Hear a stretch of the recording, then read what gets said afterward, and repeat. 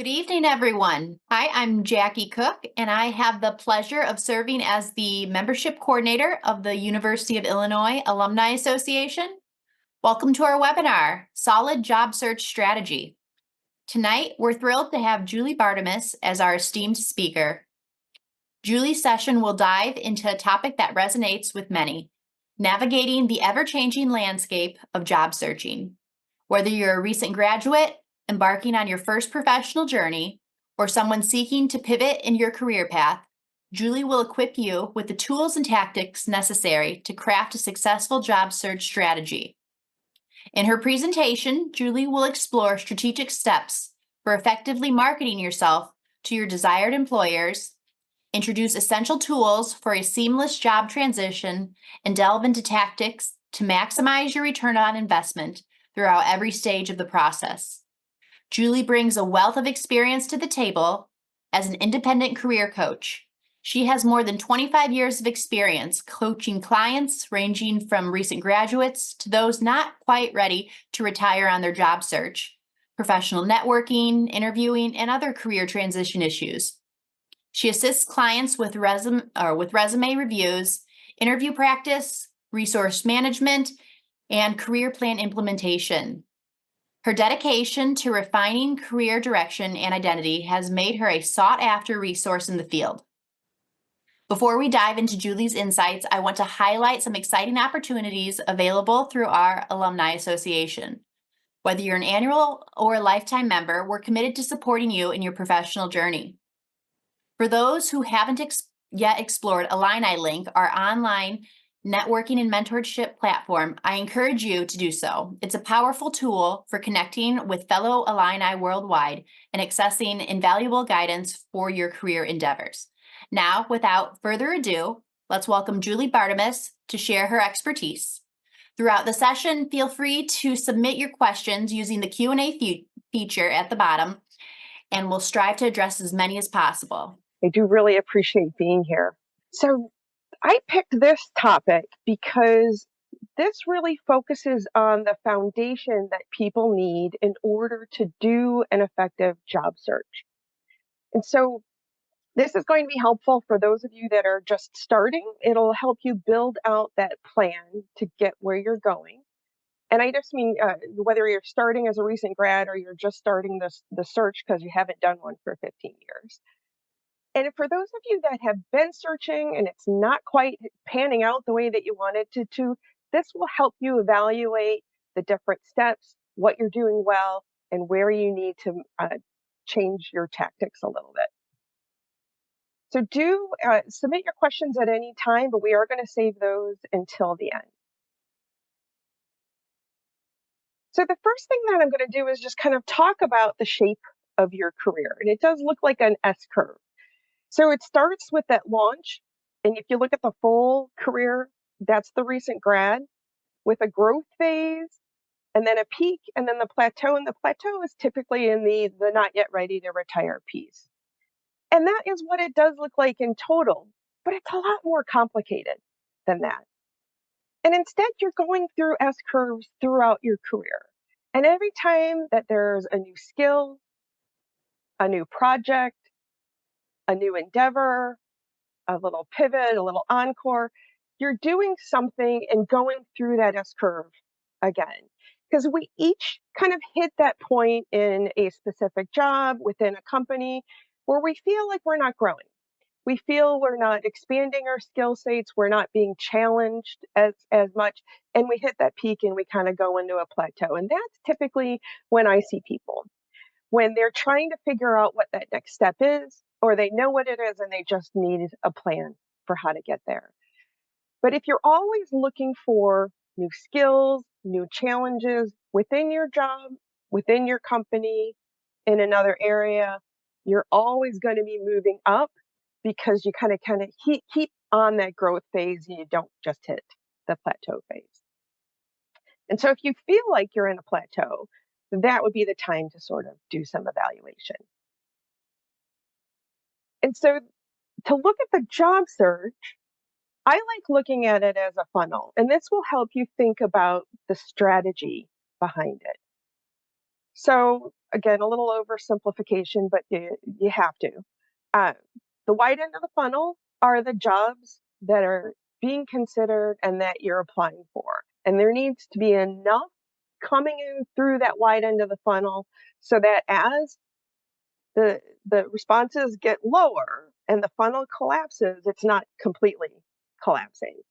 But they also need to be relevant. They need to be a good fit for you, and they need to be in the area that you want. I've talked with people who are applying for a lot of jobs, they're getting a lot of interviews, they're even getting offers, but they're not accepting the offers because it's not exactly what they want, but they haven't refocused what they're looking for, what they're applying for, and how they're doing it. And so this is where the strategic part starts, is in the what you're applying for, what you're going for. And in trying to identify the different roles, kind of use a combination of things. There's the job aggregators through LinkedIn, Simply Hired, and Indeed. They're pulling jobs from a lot of different places.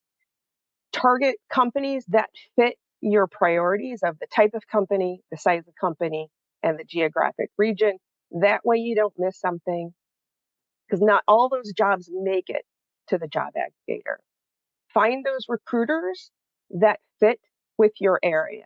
And if you don't know who they are and you're not finding them on your own, that's one of the things that you can ask as you're networking with people. And we'll touch on networking a little bit later in this session. And so with that application, you want then the response rate to the call backs. You want that to be large enough, again, where it's not collapsing. And I'm not saying that you're going to like get 80 or even 90% response rates. That would be wonderful. But that only happens for people that have unique skill sets and have a lot of experience. Most of us are probably looking at like a 1/3. So if you're hitting around that 1/3, you're probably doing pretty well. There might be some tweaking that you can do. If you're below that, and if you're in like the 5%, you definitely want to take a look at what you're doing with the jobs that you're identifying and how you're applying for the different positions. But the application is only supposed to get you to that next step. It's only supposed to get them interested enough to call you or email you and ask for more information.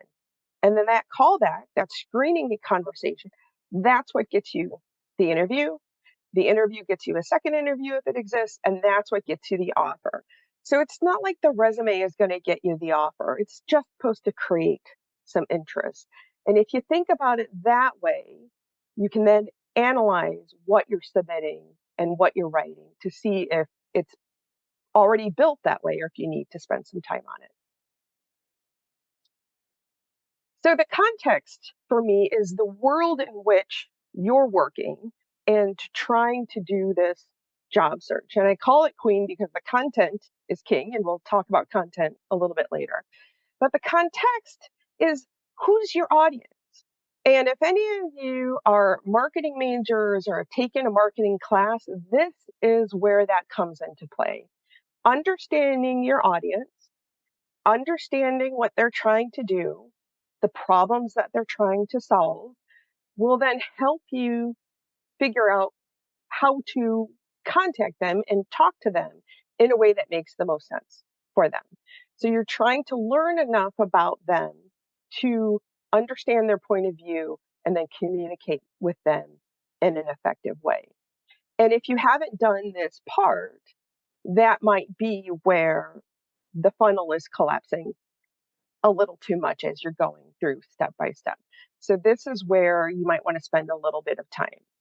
And the one tool I have to help you do that is a 2-column job analysis. So one side is what they want, and the other side is what you have. And for building out a resume template and for identifying your strengths for the fuller job search, group a couple jobs together, write in what you understand of the company down one side of a piece of paper, Word document, Excel spreadsheet, however you like to brainstorm.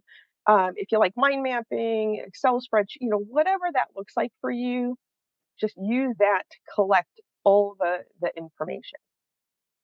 And you'll do this as a general sense to kind of create that template for the resume. But then you'll also do this for each specific job that you're applying for.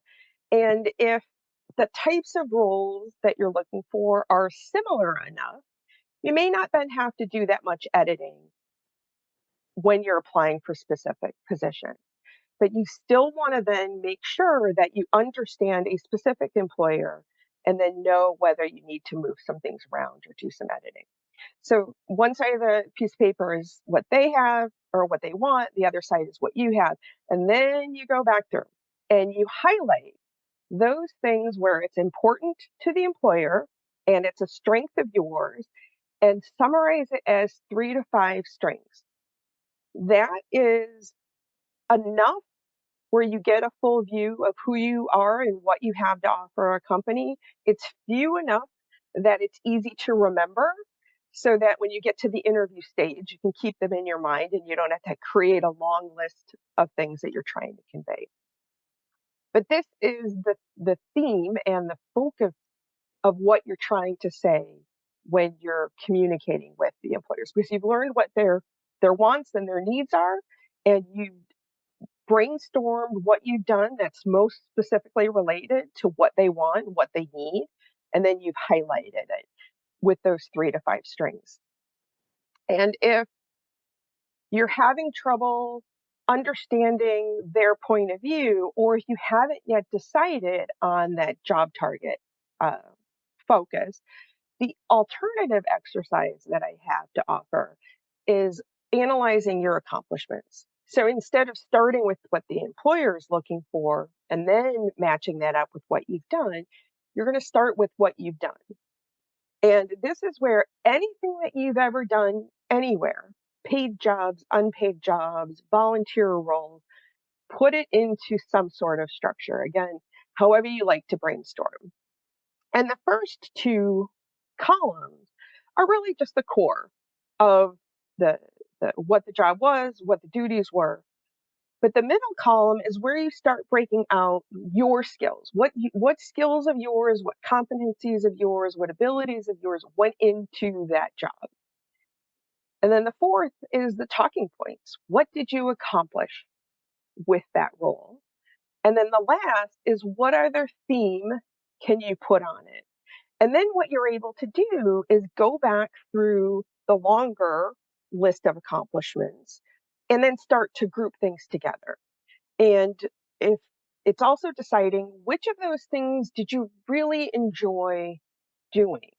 If any of you have read about uh, uh, happiness psychology or strengths, it's then looking at that time when you're in flow where things go easy, time goes quickly, and you're more successful doing those things than you are something else. And so then you can go back through this whole list and group those together. So maybe that would be event planning, and you're able to pick out those instances where that was one of your themes or that was one of your skills. And then you know what you're trying to highlight. And so at the career exploration stage, if that's where you are, you can then talk about, well, I'm trying to use my skills in organizing and event planning in a different way. What other suggestions would you have in the field that you're familiar with? And that gives them something to kind of start with. Because if you leave it too open, they're not going to come up with too many suggestions and they're not going to come up with relevant suggestions. So you're looking for something. It also gives you something to organize that resume around. So this is 2 different exercises coming at it from 2 different directions, but you're still coming out with 3 to 5 strengths, themes that are going to be the focus of the resume itself. And so then we're going to talk more about that, focusing on the content. You're looking to create that strong, clear image. And this is where, too, so the work that you did in either of those exercises, so maybe one of the strengths was communication. Communication skill by itself is kind of vague. I always think of an old hospital TV show where one of their gags one time was watching the residents go through interviews, and they all talked about being people persons and wanting to help people. Well, there were 50 of them that had that same message. And so if you're a people person and that's your strength and that's where you really want to be in a field that plays on that, what's going to differentiate you is then the details of those exercises. So the details of those exercises is the evidence of how you've used a strength or how you've used a competency. And that's what makes it you different from the next person. The length of time that you've been using something, the different context that you've been doing it in. And so in the slide, you see the terms relevant and recent. When considering when an employer considers the evidence of a strength or skill, they're going to look at how recent is that example, how relevant is that example. And if it's a similar job, similar industry, they understand it a little bit better and like it kind of gets weighed a little bit heavier in their brain. If any of those are different, maybe it's a little bit further back in time, maybe it's a different industry, you're the one that has to make it relevant to them by describing it. And sometimes you have to describe it in the terminology that's more familiar to this current employer. And so that point of view piece that we talked about, it's understanding how do they phrase things, how do they look at things, what's important to them, because then you can kind of translate something that you did in a completely different area into this new area. And so for each of those strengths, you're preparing the stories. The stories become bullet points in the resume, they become verbal stories in the interviewing, they become content in the cover letter. And so you're pulling all that together, but you've done the work and you're pulling out those pieces that are most important to them. So you might have some other great things that you've done, but if it's not important to this current employer, they're not going to be as interested in it. And so you need to do the work to kind of make those connections. And I also want you to think about looking at the impact versus experience. And that's the outcomes. So if you can put numbers on anything or describe it in more of an impactful way, that's going to weigh a little bit more for that employer. And the difference is when you're writing a resume, it's that getting rid of the responsible for. And I know you're probably like, I don't do that. Nobody does that. People still do it. I still get resumes that say responsible for. So I have to say it. And then the other piece is um, intentional statements where they've done A in order to do B. Well, the only thing that you're saying that you've done is A. And you're not really saying that you've accomplished B. Where if that's the key part that you're trying to convey, that you can accomplish the second half, you need to rewrite the line.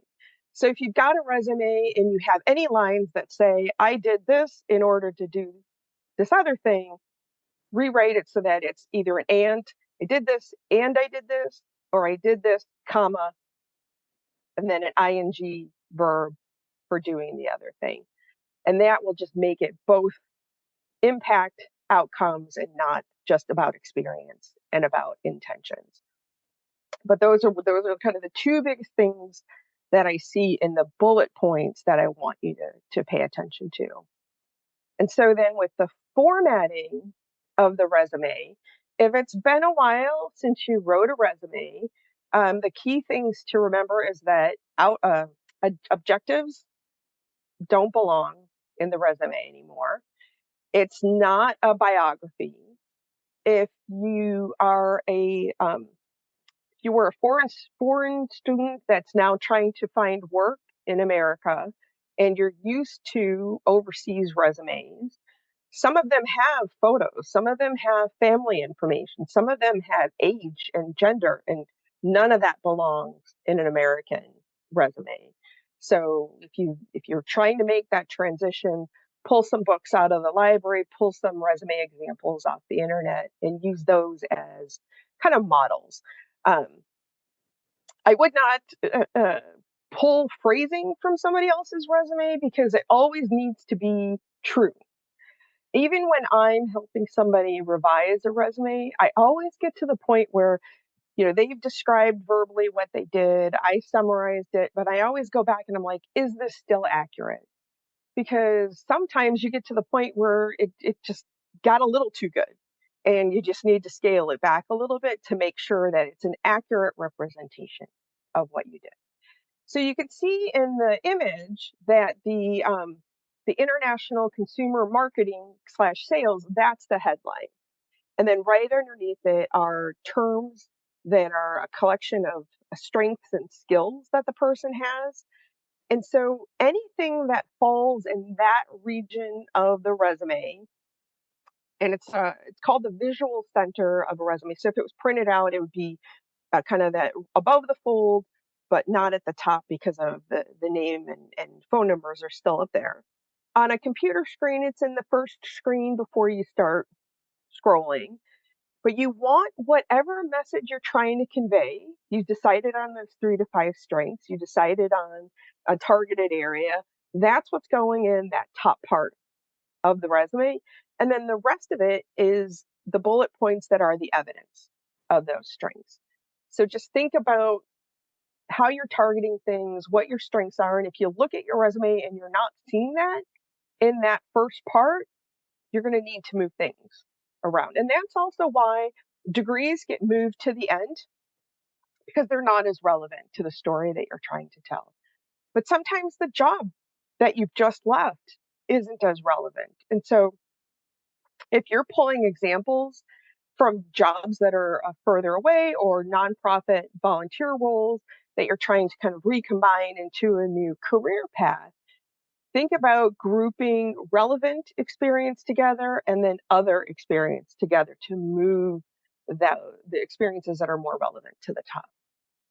Font type and size, you got a lot of options out there, but it needs to be readable. So this is where just looking at a resume on a screen, because I got monitors that are like gigantic. And if I've got the text going right to left, it's very readable, even for my older eyes. But if you print it out and you think it's going to be a struggle to read it, it probably is. And so that's when you just need to kind of take a step back and don't go too small, don't go too fancy on the fonts, but you can have fun with it. I know when I was in graduate school, I spent a lot of time finding a J that I liked because I didn't like any of the J's back then. Um, so you can kind of go with personal preference. But I also wouldn't go personally too fancy. So there are, beautiful graphic and designed resumes out there. And I don't advocate them for a couple of reasons. The first is most of us would have to learn a lot of graphic design in order to put that together. And that is time we probably don't have or could be used better in a different way. And then if we have somebody else do it, a lot of times we're getting a PDF back that we can't adjust. And you need to be able to edit and retarget a resume for each job that you're sending it out to. So unless you are in a field that is going to appreciate the skills and time that went into the resume, I wouldn't necessarily advocate the graphic resume. And I know there's a lot of options out there, like Word has a bunch of new options, and Canva can do a resume like nobody's business.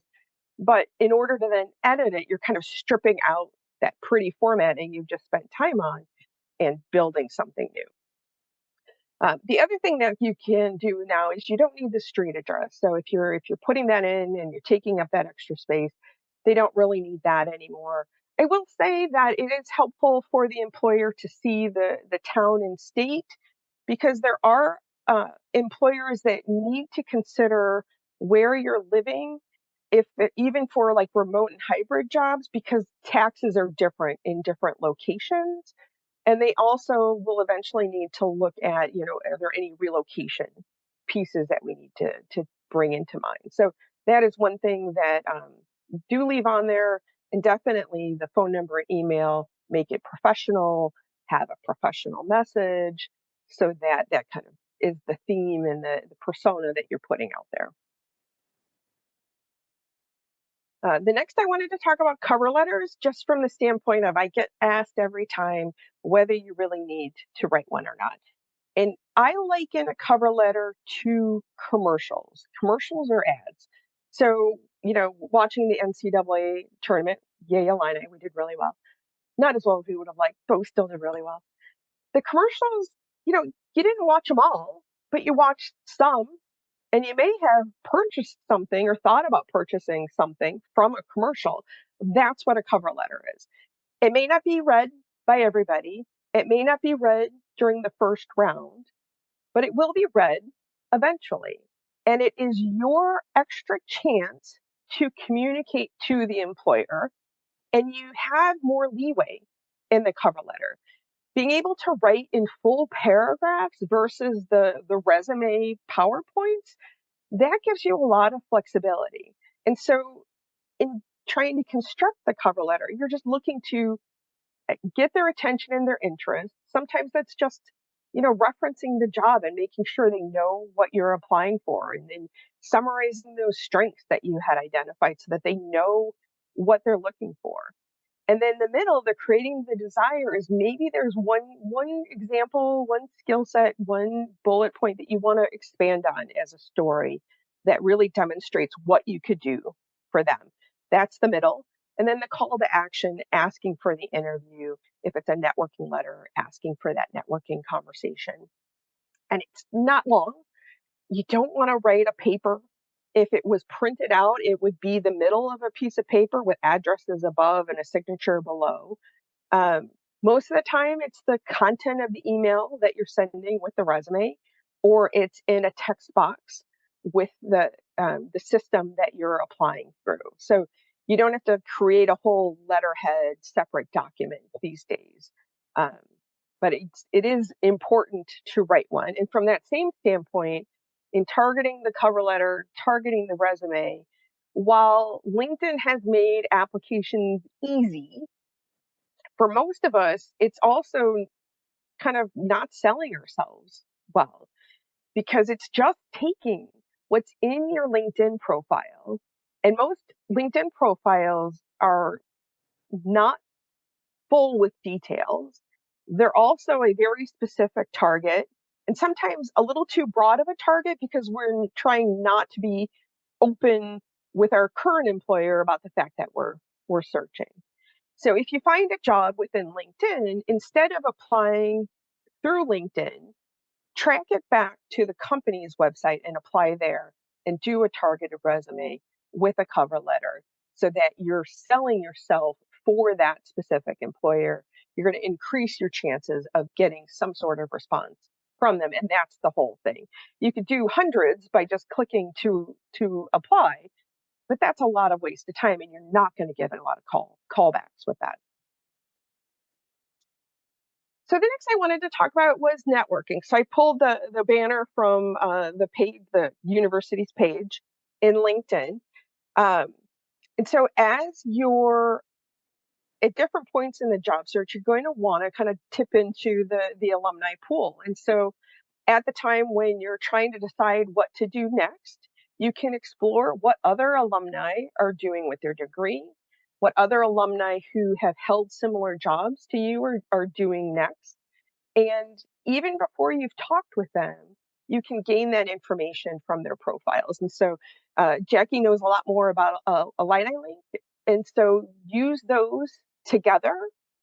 See, in LinkedIn, find people and then go into a Line link, see if that's a similar or different profile. They might be more responsive in that specific site than they are in LinkedIn. Or if you find somebody in LinkedIn and you want more information, or see what's happening in the other platforms. So use them together. So you can do it through career exploration. You can do it when you've got maybe some targeted companies in mind. You can see who from the university is working there, or go check out the company's page and see what are the different job titles that people have, and then look at what did they do before they got there. And that might give you some ideas of how to market your skills. Maybe in order to get there, there's something that you have to do in between. And so you can make that decision and be a little bit more proactive about it. So within the university's page within LinkedIn, under the alumni tab, if you haven't explored it yet, what LinkedIn has done is they summarize everybody that's linked to the university page in a bar graph. And you are able to click on the bar graph to filter your results. And you can also do a keyword search. So one of the filters is geographic location. If you're not seeing your city or region that you want to target in that list, click on or type it into the keyword search. And the other filters that they have are company names, uh, the functional area that people are working in currently, the skills that they've attached to their profile, and what they studied in school. And I think that's a fun one because I get asked, it's like, what can I do with the sociology degree? Or what else can I do with the mathematics degree?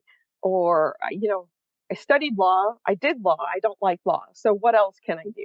So you can kind of include that and see for those people that studied law and maybe have a different functional area on their profile that you're interested in, see who has that mix in their profiles, take a look at their profile, and then if you see enough, see if they're willing to talk with you, and you can get a better sense of how did they make that transition, what does that really look like, because that's the other area to do the networking. So in that job analysis, you pulled information from job descriptions, your personal understanding of the role. But this is where you can find alumni or others that are doing the role and ask them, because you can come up with an understanding from the job description of maybe what that looks like, what it looks like each day, what's the cycle throughout the year. But talking to the specific people, they can tell you what it's really like. Maybe the job description makes it seem like the part that you like is 60% of the job, and that'd be great. But maybe when you talk to people, it's 5% of the job, and that may affect your decision to pursue that. So it's sort of testing your hypothesis about the industry, collecting other information about what it takes to be successful in different roles, what employers look for when they're screening, so that you add that into that job analysis tool. And then the other included in the link is the Illinois Alumni Group. So these are all people that have joined the group, they have the affiliation to the university, but this gets built into the searching within LinkedIn. So LinkedIn lets you search first, second, third degree connections plus groups. So taking large groups like the university and building that into your network kind of allows you to search through more results. And other groups you want to look at are more industry specific groups, and then any groups that are specific to the geographic region that you're interested in. And that just helps with the networking. And then I'll also plug the get out from behind the computer screen for networking. If there are in-person events, alumni events, professional group events, go out, actually talk to people, so that you can share the stories, make those contacts, build rapport. It's going to happen more in person than it will in a virtual sense. So we did the analysis. You came up with your 3 to 5 strengths. You did the headline, did a summary section that highlighted the strengths, build that evidence into your resume. Now it's time to interview. Those same stories get developed into to stories and narratives that you're going to share during the interview. So if you have heard of behavior-based interviewing, it's this concept of past behavior predicting future behavior. So the same or similar analysis that you did of analyzing the job and then figuring out where that matches up, employers do the same thing. They look at what it takes to be successful in the role, and then they ask questions about when you've used those behaviors before. So if you've identified what's important to them, you've identified your strengths, and then you're building out your stories, you're going to have a pretty good chance of overlapping with the questions that they're asking. And even if you get it a little bit wrong, they ask it in a slightly different way, or they ask about a related skill, you can usually then adjust your story to still cover how they've specifically phrased the question. So I'm using the SOAR acronym. There's others: STAR, CAR, PAR. I like this, but use whatever works for you. So it's the situation you're faced with, the opportunity, the actions that you performed, and the results. And so it's a sentence or two conveying those different parts, giving enough detail so that somebody understands the scope of what you were doing and your contribution, but not so many details that they're going to get bogged down in it and kind of lose interest, and not so few details that it doesn't really convey the strength that you're trying to convey. So this is where spending time before an interview really makes sense, because you can kind of remember the different instances. You can remember some of the details. You can write it out, go back to it, and it's hard on the crunch of time to come up with some of these things. And so if you give yourself space in a non-stressful way, you're going to remember more things that you want to include. I would not recommend um, scripting out full answers. The reality is, most of the time, if we're then trying to say a scripted answer, we can get tripped up if we lose a phrase, and we can kind of then forget the rest of what we were trying to say. So instead of full stories, think about the terms that you want to use and the phrases that you want to use, because that way you can kind of then move them around. It's still the same story. You're still conveying the information you want to convey, but it's a little bit more natural. Um, but start building out those stories now. And then the other piece with interviewing, going back to those strengths are the more general answers that you want to provide. So the tell me about yourself, walk me through your resume, what are your strengths, why should we hire you? My strategy for that is you go back to those strengths. So most people that tell me about yourself or walk me through your resume kind of start and do a biography. They go back in time to the degree and they walk forward in time. Well, most of us, our paths are not straight. And so you're relying on this other person to see the connection, see the relevancy of the story that you're telling, and they may not get there with you. So the same way that the headline and those strengths were the lens that they read the resume through, the strengths, tying those together for those general questions, will then be the lens that they hear the rest of the stories through. And because you're repeating the strengths when they ask those general questions, the stories that you're telling are the evidence of those strengths. You're summarizing them at the end. It's reinforcing that. And then the notes that they're going to make are about those strengths. And that's what you're looking for there. I wanted to touch on red flags because most of the time people try to ignore them, hope that they'll go away, and hope that they're not going to be asked about. But you need to just realize that the employer understands that they're there and they're kind of just waiting to see what you're going to say about it. So, whatever that red flag is for you, and I mentioned a couple things here, spend some time thinking about it. And what you're trying to do is in the gap between what they're looking for and what you have to offer. And these are the red flags are that gap. You have less experience than they want, more experience than they want. You don't have the exact experience. There was a time that you were out of work, whatever that looks like. How can you minimize that? Um, Sometimes just being employed elsewhere can do it. Relearning and seeking out new skills and experience can do it. But you need to identify what that is for you and how you can minimize that gap before the conversation, and then how you plan to like really get up to speed after you've gotten the job. But don't ignore it because it will be asked about. And then I did want to touch on AI because I've heard this come up in different conversations with clients and with colleagues. There's a lot of different AI tools out there. And the theme of feedback that I've heard is that it's really just what you're getting out of it is what you put into it. And while it can write a resume, it can present you with jobs, you're still going to have to do the work.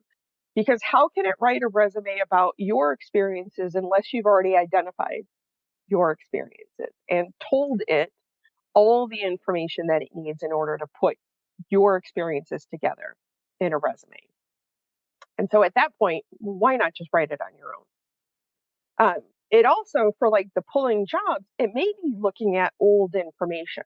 And so you need to understand for whatever AI system you're using, what data set is it pulling from?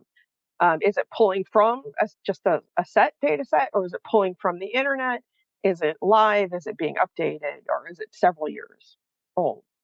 And I have also heard of instances, I've not seen this, but where what it's written sounds great, but it's a lie. And so don't just take what it gives you and run with it. Review it, check it for honesty, check it for accuracy, check it for completeness, and then use that. I will say that AI tools are good at reviewing and editing. If if grammar, punctuation, spelling is not a strength of yours, you can upload a cover letter to an AI system and ask it to edit it for completeness or give you feedback as to tone of voice. Um, and it will do that. And sometimes it's just even a confidence builder because it lets you know that you're on the right track. But I would not just have it create like a great engineering resume because they don't know what you've done in order to summarize that. So that is a lot of information about a lot of different sections of the job search. And we are going to be moving to the Q&A, but I just want to summarize. So whether you're just starting a job search or whether you've been doing one for a while and it's just not panning out the way that you would like, do a couple things. So do the job analysis and come up with those 3 to 5 strengths, and then assess a resume that you've already written. Is it conveying those strengths? And even with that, give the resume to somebody you trust and give them 5 to 10 seconds to look at it and have them summarize what they're seeing. And if they're not seeing information that supports those strengths or is relevant to the jobs that you're targeting, you're going to want to spend some time on it. And then you can also, with that person, give them the full resume and a job description, have them look through both, and give you their assessment of whether you think the resume is a good fit for the job. And that's giving them the full information. If you just give them the resume, they don't know exactly what you're applying for. They don't know what that employer is looking for, and they're not going to know how to give you feedback. Um, it's like if you give it to your mother's going to say you're brilliant because she thinks you're brilliant. But if you give it to your friend who has some experience in business with a job description, they're going to give you some more realistic feedback. You may say that you're great at the end of it, but at least you'll know how you match up with that. And then the other piece for the interviewing, do practice that out loud. So we talked about the writing the information down, writing the details down of the stories. Practice saying it out loud just so that you can get used to how your voice sounds. Videotape yourself or do it with another person so that you can see how is your presentation. I move my hands a lot, but it's like sort of moving it in this box, and that's okay. But are you smiling? Are you making eye contact? Because those are going to be important to the interview as well. So those are some different things to kind of go through that summary and that strategy with. But the core is that message and understanding the point of view of your audience, because that will then change how you move through that funnel so that it stays open and you get to each step and get to that offer. So we're going to open it up for questions. How does a person handle a skills gap? Sure. So the biggest thing there is taking ownership of the skills that you have. So I know employers will kind of phrase it in a particular way, and it's really understanding the language that they're using. So are they saying familiarity with something? Are they saying knowledge of something? Are they saying experience with something? That's a little bit more. But are they saying work experience with something? That's a little bit higher. Or then are they saying several years experience with something? So most of the time people read it and they're like, oh man, they want experience with A, B, and C. Well, I did that in school, but I've not worked on it. Well, you don't know offhand of what they're really thinking. So we all think that they want this much experience, they might just want this much experience. And so if you talk about each of the things that you've learned, each of the things that you've done with it, where you learned it in class, you applied it on a class project, you got introduced to it through something else, you might be at their level or even a little bit higher. So don't kind of shoot yourself in the foot. If it's obviously a wider skills gap, you can talk about what you would do if you got hired. What are the steps that you would take to reduce that gap and get up to speed as quickly as possible? We had a few questions about AI and also applicant tracking systems. Um, what, I know you touched on it briefly. Yep. Would you recommend using AI resources such as the Chat GPT to assist in resume building, interview prep, or more? Or are there ways you would recommend Chat GPT? Well, where I've seen it work well is on reviewing something that you've written and providing feedback on tone of voice. But you do, and this is where the garbage in, garbage out comes in. You do have to kind of give it the point of view. Would you review this cover letter for its efficacy of marketing my skills to a prospective employer for the job of blah, blah, blah, blah, blah? Because then it kind of knows a little bit more of what you're trying to do, and then it'll give you some feedback. And sometimes you have to ask some follow-up questions if it didn't quite get what you were asking for. Um, uh, I'm drawing a bit of a blank on the interview tools. So I know the campus had some interview tools that helped with mock interviews. There was some AI behind it. I just don't remember the name of it. But there are some of that out there, but they're then kind of doing the same thing. So instead of entering written information and getting feedback on it, you're doing a video and you're getting feedback on that video. So it's certainly out there, but it might not be skilled giving you feedback from like a technical or a profession specific point of view. For help in anticipating questions, one of the sites that's out there is glassdoor.com. And as people are interviewing, they're going into Glassdoor and they're telling and sharing the types of questions that they get asked. So that's another way to help you predict. But you're the one that can tell your story the best. You're the one that knows what you've done. And so you're the one that has to pull that out. And so that still has to be your work. The AI systems and Chat GPT, it can help edit, it can help format, but you're the one that still has to pull the details together. And then with the applicant tracking systems, so you kind of have to be a little bit worried about whether the company that you're applying for has the more up-to-date applicant tracking system or like an older, less uh, skilled model of the applicant tracking system.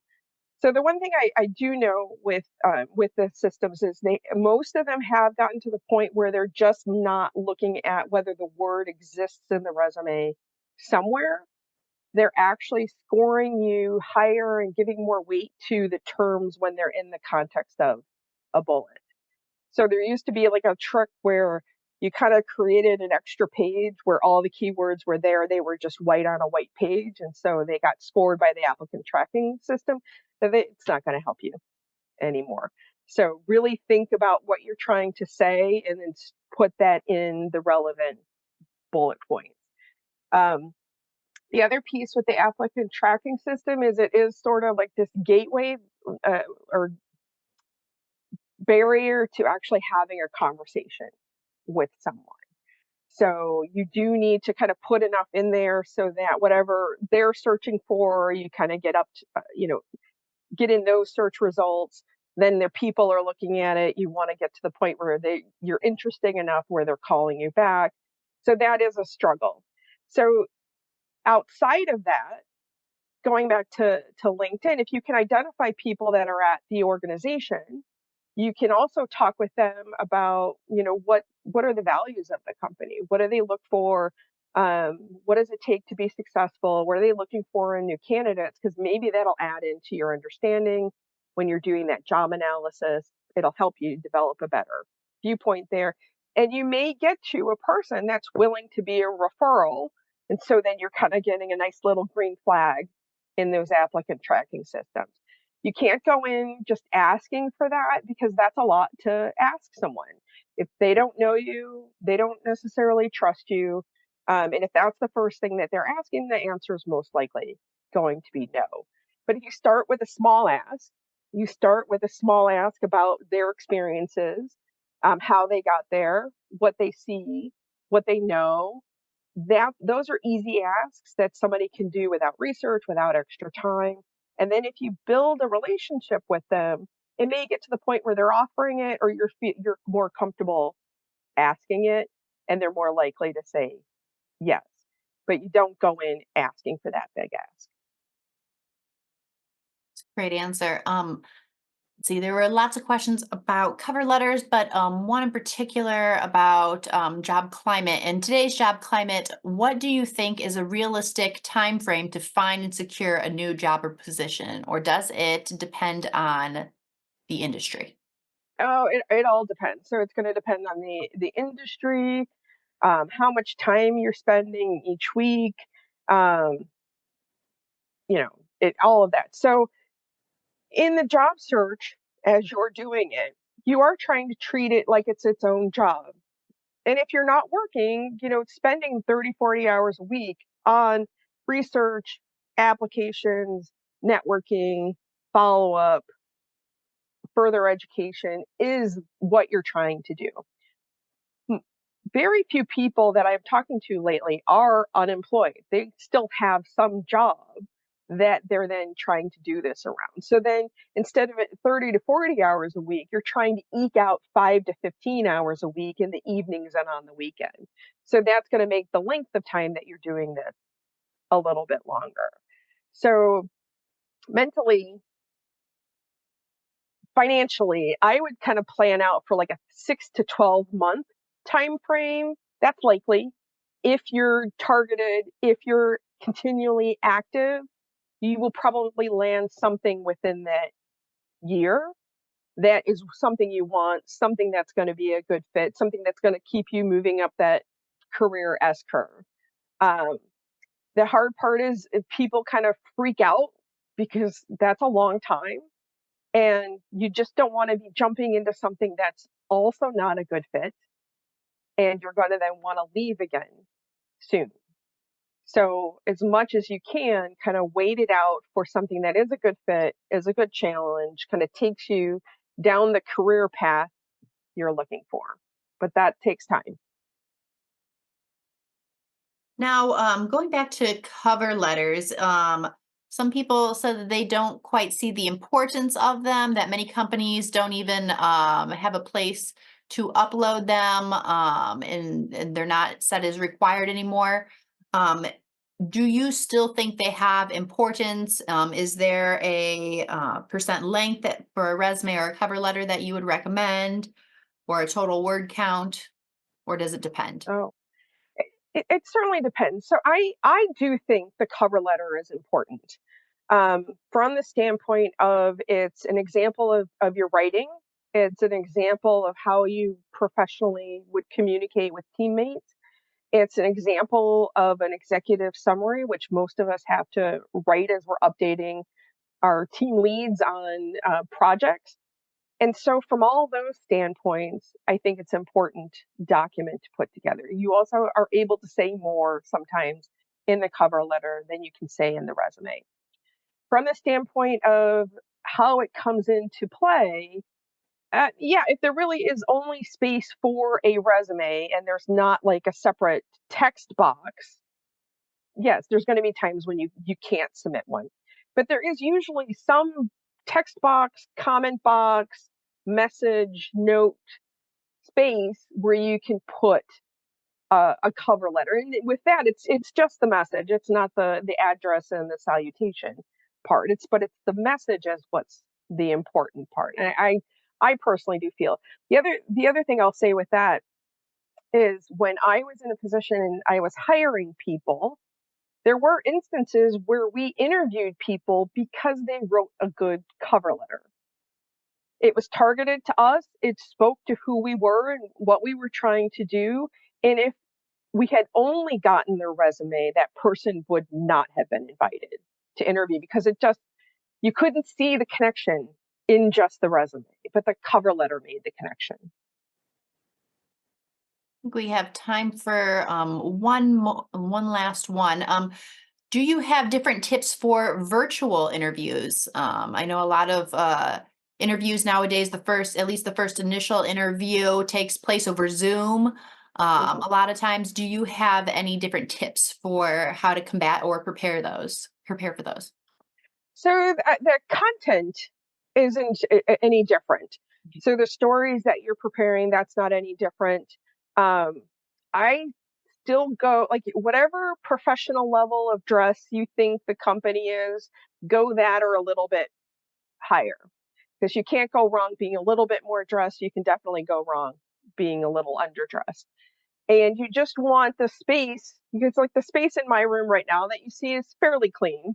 If you looked over to that side, there's a really busy bookcase that I'm not going to share you because that's my genealogy hobby and there's lots of stuff going over there. But you like find the visual space where you can do it. Um, I actually don't use the backgrounds because of the closet and the door. It's not like a flat enough background where I get pixelated, and so I've never, even with a newer computer, I never got to the point where like those looked good. But if you've got a pretty flat background, you can kind of pick out a nice background. I will say though, there was one person I did a mock interview recently where they had pictures of family members behind them, and the system kept thinking it was a person, and so it would unpixelate that person, that headshot every now and then it would go away. And so we just talked that it got distracting. There wasn't anything inappropriate; it just got distracting. I've done other mock interviews where pets kind of wander in and do pet things and so shut the door and then it's a sound thing so earbuds are a good way to do that um, because you just never know like how much background noise there is and so um, it's like sound professional dress not being interrupted and then eye contact if your camera is kind of further away like some people still have external cameras just kind of make note of where that is and make eye contact with the camera. Like my camera is like an inch above my eyes and where Jackie is on my computer. And so I can look at Jackie and I'm looking at the camera at the same time. Awesome. Well, thank you for joining us tonight in our insightful webinar with Julie and the University of Illinois Alumni Association. I'd like to give Julie a huge thank you for providing us with some invaluable insights to help us navigate the complexities of our professional growth. As we continue on our respective career paths, let's remember the unwavering support and resources available through the University of Illinois Alumni Association, embodying our motto of building relationships for life. For more information on the Alumni Association, please visit UIAA.org. And if you are a current member or are interested in joining the Alumni Association and want to take advantage of our many membership benefits, including a one-on-one career session with Julie Bartimus, please email me at jajones9@illinois.edu, and I'd be delighted to assist you with that. Thank you again for being part of tonight's webinar. The Alumni Association and the University of Illinois are honored to play a role in your career journey. Have a great evening. Thank you, everyone. Take care. Thank you.